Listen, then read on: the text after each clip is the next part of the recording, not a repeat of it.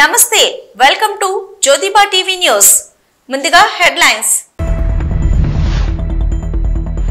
భద్రకాళి సమేత శ్రీ వీరభద్రస్వామి బ్రహ్మోత్సవాలు భక్తులకు ఎలాంటి అసౌకర్యాలు జరగకుండా పాలక మండలి అన్ని ఏర్పాట్లు ఈ నెల 30న పర్యటించనున్న ముఖ్యమంత్రి హుజూర్ నగర్ పట్టణంలో సన్నబియ్యం పంపిణీ ప్రారంభించనున్న రేవంత్ రెడ్డి వేములవాడ శ్రీ రాజరాజేశ్వర స్వామి వారిని దర్శించుకున్న పెద్దాపురం ఎమ్మెల్యే నిమ్మకాయల చిన్నరాజప్ప ప్రత్యేక పూజలు నిర్వహించి ఆశీర్వదించిన అర్చకులు పేదరిక నిర్మూలన లక్ష్యంగా P4 విధానం ముఖ్యమంత్రి చంద్రబాబు వెల్లడి జిల్లాల ప్రగతి కలెక్టర్లు జిల్లాల ఇన్ఛార్జి మంత్రుల సమిష్టి బాధ్యత కష్టించి పనిచేయాలని సూచించిన సీఎం నారా చంద్రబాబు నాయుడు విద్యాశాఖకు అరకొర నిధులను కేటాయించిన కాంగ్రెస్ ప్రభుత్వం విమర్శించిన మాజీ మంత్రి బీఆర్ఎస్ ఎమ్మెల్యే సబితా ఇంద్రారెడ్డి సంగారెడ్డి జిల్లా బొంతపల్లి గ్రామంలో వెలిసిన భద్రకాళి సమేత శ్రీ వీరభద్ర స్వామి బ్రహ్మోత్సవాలు మొదలయ్యాయి. స్వామివారి కళ్యాణం, ఊరేగింపు, అగ్నిగుండాలు అంగరంగ వైభవంగా జరుగుతున్నాయి. ఉమ్మడి మెదక్ జిల్లాలోని అతి పురాతనమైన పవిత్ర పుణ్యక్షేత్రంగా ఈ ఆలయంగా పేరుగాంచింది. హైదరాబాద్ నగరానికి అతి చేరువలో ఉండడంతో నగరం నుంచి భక్తులు భారీగా వస్తుంటారు. స్వామివారి దర్శనం కోసం వచ్చే భక్తులకు ఎలాంటి అసౌకర్యాలు జరగకుండా పాలక మండలి అన్ని ఏర్పాట్లను చేశారు.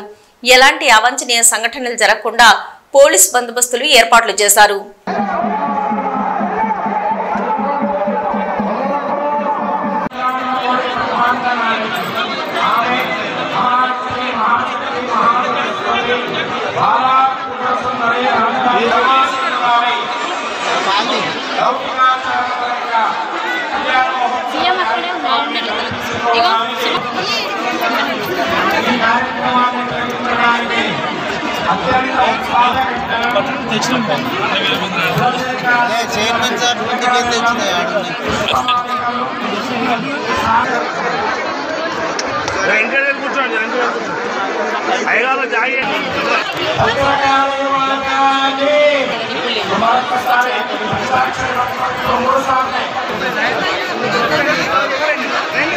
ఒకసారి అట్లయితే బుద్ధి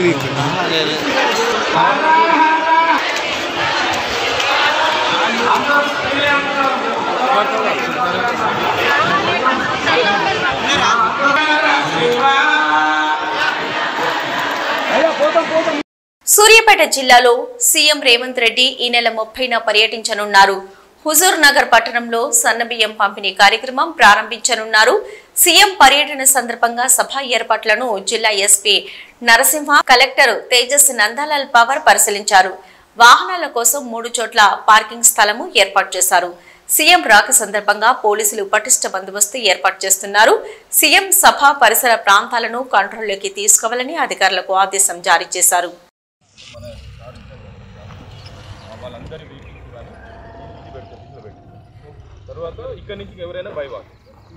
ఇక్కడికి రావాలంటే దగ్గరలో కావాలంటే భూమి తేమగా ఉంది. మళ్ళీ అది లేదన్నా, అది డ్రై ఉంది. ఇది కూడా దగ్గరనేనండి.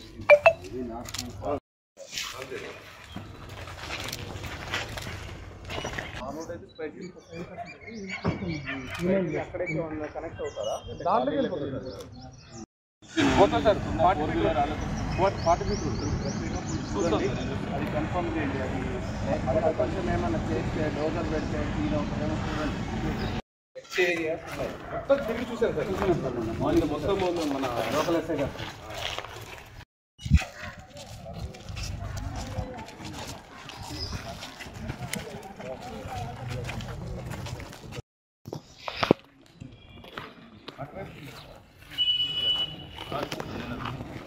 వేములవాడ శ్రీ రాజరాజేశ్వర స్వామి వారిని పెద్దాపురం ఎమ్మెల్యే నిమ్మకాయల చిన్నరాజప్ప దర్శించుకుని ప్రత్యేక పూజలు నిర్వహించారు. స్వామివారి దర్శనం అనంతరం అర్చకులు వారిని ఆశీర్వాదించి తీర్థ ప్రసాదాలు అందజేశారు. అర్చక స్వాములు, వేద పండితులు ముందుగా స్వాగతం పలికారు. వారి వెంట ఆలయ పర్యవేక్షకులు వరి నరసయ్య, ప్రోటోకాల్ పర్యవేక్షకులు శ్రీకాంతాచార్యులు మరియు ఆలయ సిబ్బంది తదితరులు ఉన్నారు. నా పేరు నిమ్మకాయల Chinna Rajappa, X deputy CM Andhra Pradesh, పసుపు ఎమ్మెల్యే. నాకు స్వామివారు రాజరాజేశ్వర అమ్మవారు మా ఎప్పుడో ఒక 30 సంవత్సరాల కిందట అమలాపురంలో ఈ నిధులతోటి ఒక కళ్యాణ మండపం కట్టడం జరిగింది. 30 సంవత్సరాల కింద కట్టడం జరిగింది. అప్పటి నుంచి కూడా స్వామివారిని చూద్దారు, అమ్మవారిని చూద్దారని చెప్పి అనుకుంటే నేను రాలేకపోయాను. ఈరోజు సడన్గా మరి హైదరాబాద్ వచ్చి దర్శనం చేసుకోవటం, రాజరాజేశ్వరరామ గారిని స్వామివారిని దర్శనం చేసుకోవడం చాలా సంతోషంగా ఉంది. ఎందుకంటే 30 సంవత్సరాలు అనుకున్నది ఇవాళ 30 సంవత్సరాల తర్వాత జరిగింది. చాలా సంతోషం. పేదరికం నిర్మూలన లక్ష్యంగా అమలు చేయనున్న P4 విధానం ఈ నెల నుంచే మొదలు పెడుతున్నాం అని తెలిపారు ముఖ్యమంత్రి Chandrababu Naidu. Zero poverty P4 ఇది ఒక గేమ్ చేంజర్ గా తయారవుతుంది. దీన్ని మనం ఈ నెలలోనే ఇనాగరేట్ చేస్తున్నాం. High net worth individuals, even big companies కూడా they can adapt people. Last mile 20% అన్నాం. దానికి కూడా ఒక ఎక్సర్సైజ్ చేశాం. ఎందుకంటే మనం క్యాలిక్యులేషన్ లో తప్పు చేసినాం, లేకపోతే ప్రజల్లో ఒక రాంగ్ ఇన్ఫర్మేషన్ పైన ప్రాబ్లం వస్తుంది. కాబట్టి ఒక 20 లక్షల మందిని మనం ఐడెంటిఫై చేస్తాం. ఒక చాయిస్ వదిలిపెడతాం. మిగిలిన వాళ్ళని కొంతమందిని వాళ్ళు ఎవరన్నా ఎక్స్క్లూడ్ అయింటే they want include, will include. ఒక 10 లక్షల వరకు ప్రొవిజన్ పెట్టుకుందాం. ఎవరైనా అడాప్ట్ చేసుకున్న వాళ్ళు వచ్చి మేము వీళ్ళని కూడా చేసుకుంటామంటే will give that option. Total గా మనం ఏం పెట్టామంటే మార్గదర్శి అనే పేరు పెట్టి ఎవరైతే డోనర్స్ వస్తారో, దాతలు వస్తారో వాళ్ళకి మార్గదర్శి అనే పేరు పెట్టాం. ఏవైతే కుటుంబాలు ఉన్నాయో దీనికి బంగారు కుటుంబం అనే పేరు పెట్టాం. మనం government is a facilitator, collectors are facilitators. Zero poverty phase 1. ఆ తర్వాత better living standards, then best living standards. ఏదైతే 54 లక్షల రూపాయలు తలసరి ఆదాయం 2047 ఉంటే అప్పుడు కూడా ఆర్థిక అసమానతలు పెరిగిపోయి పేదవాడు నిరుపేదగా ఉండడం కరెక్ట్ కాదు. ఇది కంటిన్యూగా ఎఫర్ట్ చేయాల్సిన అవసరం ఉంది. వీళ్ళు ఒకసారి పైకి వచ్చిన తర్వాత నెక్స్ట్ ఫ్యామిలీస్ ఫోకస్ చేస్తాం. ఎక్కడ ఆ ఫ్యామిలీ మీద ఫోకస్ చేయాలనో ఆ ఫ్యామిలీ వాళ్ళు అడాప్ట్ చేసిన బంగారు కుటుంబం, మార్గదర్శి ఇద్దరు కలిసి డిసైడ్ చేస్తారు. వాళ్ళు పైకి వచ్చిన తర్వాత ఓసారి బాగా ఎడ్యుకేషన్ మీరంతా ఉన్నారు, మనం కూడా మామూలు ఫ్యామిలీస్ ను పుట్టాం. Over a period of time మనకు ఒక అవకాశం వచ్చింది, మనం పైకి వచ్చాం. మనకంటూ ఒక సమాజంలో ఒక స్థానాన్ని ఏర్పాటు చేసుకోగలిగాం. అంటే అలాంటి వాళ్ళు ఓన్లీ 1% ఉంటారు. ఇంకా చాలా మంది మీతో పుట్టిన వాళ్ళు, నాతో పుట్టిన వాళ్ళు ఊర్లో పేదరికంలో ఉన్నారు. Is it not our responsibility? It is a social responsibility కింద అందరం కూడా ఆలోచించారు. ఇక్కడ కావాల్సిన వనరులు కాదు, మేనేజ్మెంట్ స్కిల్స్ కావాలి, బ్యాండ్ విడ్త్ కావాలి. ఆ టైంలీ వాళ్ళకి గాని ఆలోచన విధానాన్ని ప్రభావితం చేయగలిగితే ఒక నిర్ణయం ఇటు టర్న్ అరౌండ్. జిల్లాల ప్రగతి కలెక్టర్లు జిల్లాల ఇన్ఛార్జి మంత్రుల సమిష్టి బాధ్యతని అన్నారు ముఖ్యమంత్రి నారా చంద్రబాబు నాయుడు. ప్రతి నెల 2 రోజుల పాటు కలెక్టర్లతో సమావేశం కావడం వలన వారి అభిప్రాయాలను తెలుసుకునేందుకు, అలాగే వారు చేస్తున్న కార్యక్రమాలను తెలుసుకునేందుకు వీలు పడుతుందని, అలాగే పథకాల అమలు తీరు వంటి విషయాలను తెలుసుకునేందుకు ఉపయోగపడుతుందని అన్నారు ముఖ్యమంత్రి నారా చంద్రబాబు నాయుడు. 3 నెలలకు ఒకసారి కంపల్సరీగా కలెక్టర్స్ కాన్ఫరెన్స్ పెడుతున్నాం. అప్పుడు పెట్టాను, ఇప్పుడు పెడుతున్నాను. దానికి కారణం అందరం కలిసి ఒకసారి డిస్కస్ చేసుకున్న తర్వాత ఎన్ని వీడియో కాన్ఫరెన్స్లు పెట్టినా, ఆన్లైన్ మీటింగ్లు పెట్టినా, ఫేస్ టు ఫేస్ ఫిజికల్ గా కలిసి వచ్చినప్పుడు వచ్చే ఇంపాక్ట్ మామూలుగా రాదు, ఆన్లైన్ లో రాదు. మనం కూర్చొని 2 రోజులు సమీక్ష చేసుకుంటున్నాం. ఇక్కడ కూర్చున్నప్పుడు లాస్ట్ 3 కాన్ఫరెన్స్ అయిన తర్వాత నాకు కూడా కొన్ని ఆలోచనలు వస్తే ఏదో రాత్రి 11, 12 వరకు స్లాగ్ గోయింగ్ ఆన్ డిస్కషన్, మీరేదో చెప్తా ఉండడం, మీరు నన్ను ఇంప్రెస్ చేయాలని మీ ప్రయత్నం, లేకపోతే నేను కూడా మిమ్మల్ని డిస్ప్లే చేయకూడదు నా ఆలోచన. దీంతో అందరికి ఇన్కన్వీనియన్స్, లంచ్ అవర్స్ ప్రొలాంగ్ అయిపోతున్నాయి, డిన్నర్లు కూడా మిస్ అయిపోతున్నాయి. అందుకే ఈసారి మాత్రం చాలా ప్రయత్నాలు చేశాం. అందుకే జిల్లాకు ఒక స్పెషల్ ఆఫీసర్ చేశాం. అదే మాదిరిగా జోన్ కు ఒక సీనియర్ ఆఫీసర్ ని పెట్టాం. జిల్లాలో ప్లానింగ్ బోర్డు మినిస్టర్స్ ఉన్నారు, ఈ సైడ్ మినిస్టర్స్ కూర్చున్నారు. వాళ్ళు కూడా గుర్తుపెట్టుకోవాలి, ఇది మాకేం సంబంధం లేదు, ఇదేదో కలెక్టర్స్ కాన్ఫరెన్స్ కాబట్టి మేము కూడా గమనుండొచ్చు అంటే కరెక్ట్ కాదు. All ministers. అందుకనే ఆ జిల్లాలో మంత్రులుంటే కొన్ని సమస్యలు వస్తాయనే ఉద్దేశంతో, రాజకీయ సమస్యలు రాకూడదనే ఉద్దేశంతో ఇంపార్షియల్ గా పనిచేయడానికి వేరే జిల్లా నుంచి ప్లానింగ్ బోర్డు చైర్మన్ లేసాం. Planning board chairman, collectors responsibility, ఆ జిల్లా ప్రోగ్రెస్. ఈ 9 నెలలు నేను చెప్పేటివి కలెక్టర్స్ కే వర్తిస్తుంది, నాకు వర్తించదంటే మినిస్టర్స్ కరెక్ట్ కాదు. ఇది మీకు కూడా వర్తిస్తుంది. అందరం కూడా నేర్చుకొని దాని ద్వారా మనం ముందుకు పోవాల్సిన అవసరం ఉంది. ఇవి రివ్యూస్ చేసుకుని ఇక్కడికి వచ్చారు. అదే మరి ఈ రోజు 26 మంది కలెక్టర్స్ యొక్క పర్ఫార్మెన్స్ మేము కూడా సమీక్ష చేసుకుంటున్నాం. ఈ విషయంలో మీ అందరికీ ఒక క్లారిటీ ఉండాల్సిన అవసరం ఉంది. రివ్యూ చేసుకున్న తర్వాత మళ్లీ ఇక్కడ కూర్చున్న తర్వాత మనందరం కూడా ఫార్మేట్ కూడా మార్చాం. సెక్రటరీస్, ఎప్పటికప్పుడు మీకు అందుబాటులో ఉంటారు. వాళ్ళు మీ ద్వారా వాళ్ళ యొక్క కార్యక్రమాలని లాస్ట్ మైల్ తీసుకుపోయే బాధ్యత సెక్రటరీస్, హెడ్ ఆఫ్ డిపార్ట్మెంట్స్ వాళ్ళకుంది. మీరు ఇక్కడ ఉన్నప్పుడు ఏం చేయాలో మీరు వర్కౌట్ చేస్తారు. అయితే ఇక్కడ మీరు గుర్తుపెట్టుకోవాల్సింది, ఈసారి ఫార్మేట్ లో డిస్ట్రిక్ట్ వైజ్ యూనిట్ తీసుకున్నాం. ఈ రోజంతా మనం సెన్సిటైజ్ చేసుకుంటున్నాం. ఈ రోజు అన్ని డిపార్ట్మెంట్ లో వారు చెప్పాల్సిన పాయింట్లు ఇప్పుడు చెప్తే, రేపటి నుంచి రేవంతా కూడా మీరు ప్రజెంటేషన్ చేస్తున్నారు. Only 5 to 6 slides.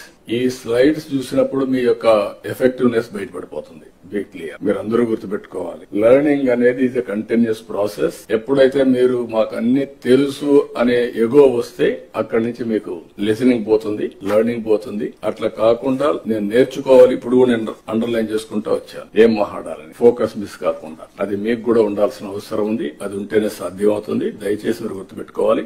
గత ప్రభుత్వంలో విద్యాశాఖకు కేటాయించిన నిధుల కంటే ఎక్కువ కేటాయించామని కాంగ్రెస్ ప్రభుత్వం చెప్తుందని, అరాకొర నిధులను విద్యాశాఖ కేటాయించి విద్యాశాఖకు అన్యాయం చేశారని విమర్శించారు ఎమ్మెల్యే సబితా ఇంద్రారెడ్డి. ఈరోజు విద్యాశాఖ డిమాండ్స్ మీద మాట్లాడే అవకాశం ఇచ్చున్నారు. థ్యాంక్ యూ అధ్యక్ష. అధ్యక్ష, చదువు ఒకటే సమాజాన్ని మార్చగలిగేది. ఈ చదివే సమాజ అభివృద్ధికి సూచిక అధ్యక్ష. ఏ సమాజం అయితే అక్షరాస్యత ముందుంటుందో ఆ సమాజం ప్రపంచాన్ని జయించే శక్తి కలిగి ఉంటుంది అధ్యక్ష. నెల్సన్ మండేలా గారు పేర్కొన్నట్లు ప్రపంచాన్ని మార్చడానికి ఉపయోగించగల అత్యంత శక్తివంతమైన ఆయుధం విద్య అధ్యక్ష. అధ్యక్ష, పునాది డొల్ల అయితే ఎంత పెద్ద భవనమైనా పేకమెడలో కూలిపోతుంది. ప్రాథమిక విద్యలో పిల్లలు వెనుకబడితే వారి ఎదుగుదలకు అదే ప్రధాన అవరోధం అవుతుంది అధ్యక్ష. ఇది అందరం గుర్తుపెట్టుకోవాల్సిన అంశం అధ్యక్ష. ఈసారి బడ్జెట్లో ప్రభుత్వం విద్యారంగానికి 23,108 కోట్లు ప్రతిపాదించింది అధ్యక్ష. గత బడ్జెట్తో పోలిస్తే 1,816 కోట్లు ఎక్కువ ఇచ్చామని ప్రభుత్వం భావిస్తుంది అధ్యక్ష. గత బడ్జెట్తో పోలిస్తే అధ్యక్ష 2025-26 ప్రతిపాదనలు పెరిగిన అధ్యక్ష. మొత్తం బడ్జెట్ను పరిగణలోకి తీసుకుంటే ఈసారి కేటాయింపులు తగ్గినట్టే అధ్యక్ష. 2024-25 బడ్జెట్ అధ్యక్ష మొత్తం 2,74,058 కోట్ల అధ్యక్ష. ఇందులో విద్యారంగానికి కేటాయించింది 21,292 కోట్ల అధ్యక్ష. అంటే బడ్జెట్లో 7.77% అధ్యక్ష. కానీ 2025-26లో మొత్తం బడ్జెట్ 3,04,956 కోట్ల అధ్యక్ష. ఇందులో విద్యారంగానికి కేటాయించిన అమౌంట్ 23,108 కోట్ల అధ్యక్ష. అంటే 7.51% అధ్యక్ష. 7.51% అధ్యక్ష. అంటే గత బడ్జెట్తో పోలిస్తే తగ్గినట్టు అధ్యక్ష. ఈ ప్రభుత్వం ఎన్నికల కన్నా ముందు 15% బడ్జెట్ను విద్యారంగానికి పెడతామన్నారు. తప్పకుండా ఆ దిశగా ఆలోచించాలి అధ్యక్ష. అధ్యక్ష, గతంలో కన్నా బడ్జెట్ తగ్గిందని చెప్తున్న సందర్భంలో నైపుణ్యాభివృద్ధికి కాలేజీలు అంటారు, స్కిల్ కోర్సులు అంటున్నారు, ఏఐ ఆర్టిఫిషియల్ ఇంటెలిజెన్స్ అంటున్నారు. మరి వీటన్నిటికీ బడ్జెట్లో ఎట్లా చూయిస్తారనేది ప్రభుత్వమే చెప్పాలి అధ్యక్ష. అధ్యక్ష, ఇదే కాకుండా అధ్యక్ష పాఠశాల విద్యాశాఖ బడ్జెట్ ఏదైతే కేటాయిస్తారో అధ్యక్ష ఎక్కువ శాతము ఉపాధ్యాయుల ఫీజు జీతాలకే సరిపోతుంది అధ్యక్ష. అంటే వాళ్ళ వేతనాలు ఇవ్వడానికే సరిపోతుంది అధ్యక్ష. అదే కాకుండా సెంట్రల్ గవర్నమెంట్కి వచ్చిన పథకాలకి కూడా 40% ఏదైతే ఇవ్వాలో అది కూడా ఇందులోనే చూయిస్తూ ఉంటాం అధ్యక్ష. ఈసారి కొత్తగా కూడా ఉపాధ్యాయులు వచ్చారు అధ్యక్ష. కాబట్టి జీతాలకే సరిపోతుంది బడ్జెట్ అని నా భావన అధ్యక్ష. విద్యా కమిషన్ నియమించి విద్యారంగంలో విప్లవాత్మక మార్పులు తీసుకొస్తామని చెప్పిన ఈ ప్రభుత్వం ఈ అరుకొర నిధులతో ఎలా సాధ్యం అవుతుంది అనేది తప్పకుండా చెప్పాలి అధ్యక్ష. బీఆర్ఎస్ ఎమ్మెల్యే వేముల ప్రశాంత్ రెడ్డి తనదైన శైలిలో అసెంబ్లీ సమావేశంలో మాట్లాడారు. ఇప్పుడు ఆ విజువల్స్ ఒకసారి చూద్దాం. రోజు దానిక 1 ఎకరం భూసేకరణ జరగలేదు, 1 రూపాయి రైతులకు ఇవ్వలేదన్న మాట చెప్పినా దాని మీద నిలబడి ఉన్నా నేను. ఇంకో మాట ఇప్పటికి కూడా త్రిపురాల రోడ్డుకు నేషనల్ హైవే నంబర్ రాలేదు, దాని మీద నిలబడి ఉన్నా నేను. వారు చెప్పింది నేషనల్ హైవే నంబర్ రాలేదు కాబట్టే ల్యాండ్ అక్విజిషన్ చేయలేరు, డబ్బులు ఇవ్వలేరు వాళ్ళకు. ల్యాండ్ అక్విజిషన్ రాలేదు కాబట్టి, నేషనల్ హైవే నంబర్ రాలేదు కాబట్టి ల్యాండ్ అక్విజిషన్ వాళ్ళు డబ్బులు ఇవ్వలేరు. దానికోసం ప్రయత్నం చేయండి. 15 నెలల నుంచి ఏం చేసిర్రు అని అడుగుతున్నా నేను. ఇకపోతే 3D నోటిఫికేషన్ అనేది ఉంటుంది. 3D నోటిఫికేషన్ మేము 80% చేసినాము. అంటే 3D నోటిఫికేషన్ అంటే రోడ్డు పోయే భూములు ప్రభుత్వ ఆధీనంలోకి తీసుకోవడము. అది మేము చేసినాం 80%. మీరు తర్వాత వేయాల్సింది అవార్డులు ఇవ్వాలి. అవార్డులు ఇచ్చి డబ్బులు ఇవ్వాలి. అవార్డులు మాత్రం ఇచ్చినారు మీరు ఈ 15 నెలల్లో. మీరు కొత్తగా ఏం చేయలేదు. మేము 3D నోటిఫికేషన్ ఇచ్చిన దానికి అవార్డు చేసినాం. అవార్డు చేసిరు కానీ పైసలు ఇవ్వలేదు. ఇదే నేను చెప్పిన దాన్ని నిలబడుతున్నాను నేను. Right sir. ఇక పోతే సార్ నేను అన్నీ చెప్పినా. నల్గొండలో వారి కాన్స్టిట్యున్సీలో పనులు చేసినామన్నా దానికి నిలబడుతున్నా నేను. కావాలంటే నల్గొండకు పోదాం. నల్గొండ ప్రజలు చూస్తూ ఉన్నారు దీన్ని. నల్గొండలో పోదాం. మేము చేసిన పనులు చూపిస్తా నేను. సార్ ఇట్లా మన సమాధానంలో చెప్పమన్నాము, మధ్యలో లేచినట్టు బుల్డోజ్ చేసేస్తే ఎట్లా సార్ ఇది? సార్ అట్లనే సార్ టూరిజం, ఈ టూరిజంలో సార్ 2000 ఇప్పుడు 25-26కి 800 కోట్ల రూపాయలు పెట్టినారు సార్. సార్ ఇది 2024-25లో 620 కోట్లు పెట్టినారు. నేను అడగదలుచుకున్నాను ఈ ప్రభుత్వాన్ని, మీరు పెట్టిన 620 కోట్లలో ఎన్ని రిలీజ్ చేసినారు, ఎన్ని ఖర్చు పెట్టినారు? ఇది వాస్తవ రూపంలో మీరు పెట్టిన డబ్బు రావట్లేదు, ఈ ఆచరణలో లేదు అని చెప్పి నేను ఈ ప్రభుత్వానికి చెప్తా ఉన్నా. అయితే టూరిజంకు చాలా స్కోప్ ఉన్న రాష్ట్రం మనది. ఎంత ఎక్కువ చేస్తే అంత మంచిది. నేను ఈ సందర్భంగా మరియు టూరిజం అనగానే మహబూబ్నగర్ జిల్లానే కనిపిస్తున్నది అధ్యక్ష. ఈ మధ్యకాలంలో వేరే జిల్లాని పట్టించుకుంటలేరు.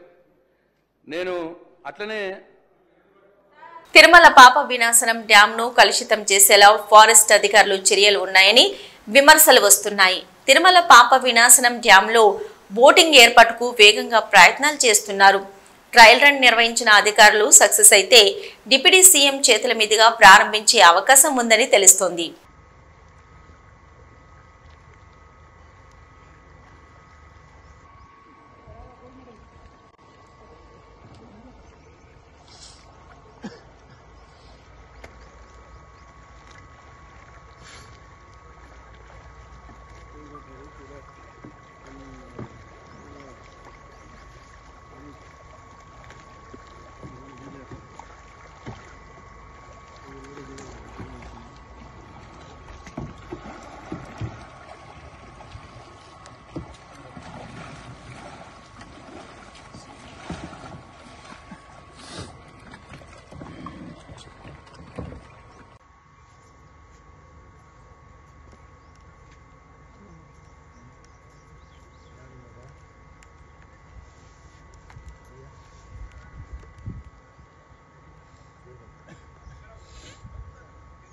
సికింద్రాబాద్ ఎంఎంటీఎస్ లో యువతిపై జరిగిన లైంగిక దాడి కేసులో సైబరాబాద్ ఎస్ఓటి, సిసిఎస్, జిఆర్పి పోలీసులు సంయుక్తంగా నిందితుడి కోసం గాలిస్తున్నారు.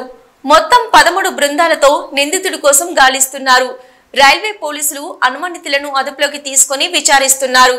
సీసీ కెమెరా ద్వారా సంఘటన జరిగిన చోటు, పలు రైల్వే స్టేషన్లలో విస్తృతంగా గాలింపు చేపట్టారు.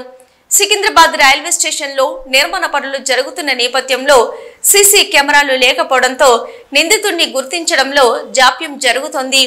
ఆల్వాల్ రైల్వే స్టేషన్ వద్ద మహిళా కోచ్లోకి నిందితుడు వచ్చినట్లు గుర్తించారు.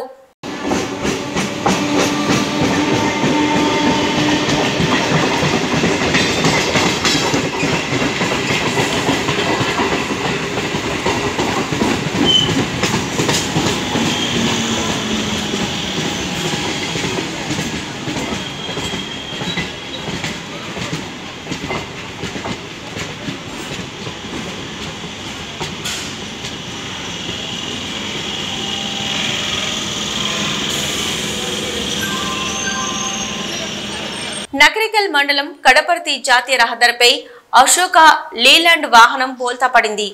దాంతో ఆవులు బయటపడ్డాయి. కొబ్బరి బొండల రవాణా ముసుగులో ఆవు దూడలను ముఠా అక్రమంగా రవాణా చేస్తున్నట్లు స్థానికులు గుర్తించారు.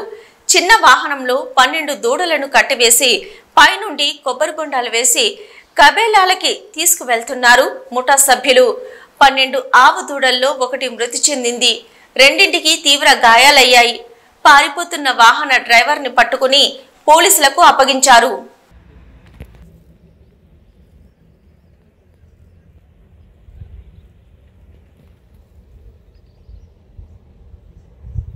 నల్గొండ జిల్లా నకరికల్లో జరిగిన 10వ తరగతి పేపర్ మాస్ కాపింగ్ ఘటనకు ఎలాంటి సంబంధం లేకుండా తమపై బీఆర్ఎస్ నాయకులు యూట్యూబ్ వెబ్ పత్రికలు తప్పుడు ప్రచారం చేస్తున్నాయని వారిపై కఠిన చర్యలు తీసుకోవాలని కాంగ్రెస్ నేత ఉగ్గిడి శ్రీనివాస్ వారు డిమాండ్ చేశారు. నిజ నిర్ధారణ తెలుసుకోకుండా తమపై ఎమ్మెల్యే వేముల వీరేశంపై దుష్ప్రచారం చేస్తూ రాజకీయ డ్రామాలు ఆడుతున్నారని వారు తెలిపారు. వాస్తవాలు తెలుసుకోకుండా కేటీఆర్ ట్విట్టర్లో పెట్టడం సరైంది కాదన్నారు. తమ పరువు ప్రతిష్టలకు భంగం కలిగించిన వారిపై కోర్టులు దావా వేస్తామని ఎందాకైనా వెళ్తామని వారు తెలిపారు. నా పేరు ఉగ్గిడి శ్రీనివాస్. మొన్న 21వ తారీఖు నాడు జరిగిన 10వ తరగతి పరీక్ష పేపర్ మాస్ కాపింగ్ విషయంలో నా పైన నిరాధారమైన ఆరోపణలు చేసినటువంటి వారు ఈ విషయంలో నేను తీవ్రంగా ఖండిస్తున్నాను. ఈ విషయంలో నిందితుడైన గుడుగుంట్ల శంకర్కు నాకు ఎటువంటి సంబంధం కానీ పరిచయం కానీ లేదు. కేవలం ఇది రాజకీయ లబ్ధి కోసమే దీన్ని వాడుకొని దీన్ని ప్రచారం చేయడం జరుగుతుంది. ఈ విషయంలో నేను ప్రధానంగా ఒక ఆరోపణ చేశారు. నేను ఎమ్మెల్యే గారి పిఏ అని చిత్రీకరించి ఇది చేశారు. ఎమ్మెల్యే గారి పిఏ వచ్చేసి పన్నాల మధుసూదన్ రెడ్డి. నాకు పిఏ కాదు. నేను కేవలం కాంగ్రెస్ పార్టీ కార్యకర్తను మాత్రమే. గత సమావేశాలలో సభలలో ఉన్నటువంటి ఫోటోలను తీసుకొని దాన్ని వాడుకొని రాజకీయ లబ్ధి పొందడం కోసం నా మీద ఆరోపణలు చేసి దీన్ని క్రియేట్ చేయడమైనది. దీనికి సంబంధించి ముఖ్యంగా Telugu scribe channel, mirror TV, T news మరియు మన్నె క్రిషాంక్, దిలీప్ కొనతం గారు వీళ్ళందరూ ట్విట్టర్లలో వాళ్ళ మాధ్యమాలలో ప్రచారం చేయడం జరిగింది. దీనికి సంబంధించిన పత్రాలన్నీ నేను జత చేసి స్థానిక సిఐ గారికి కంప్లైంట్ ఇవ్వడం జరిగింది. ఇట్టి విషయంలో ఎవరు బాధ్యులయ్యారో వాళ్ళందరి మీద కఠిన చర్యలు తీసుకొని నాకు న్యాయం చేయగలరని కోరుతున్నాను. ఈ విషయం మీద నేను చట్టరీత్యా కోర్టులకు కానీ వాళ్ళ మీద పరువు నష్టం దావాలు కూడా వేయడానికి నేను సిద్ధంగా ఉన్నాను. ఇవి ఇప్పటివరకున్న న్యూస్. నమస్తే.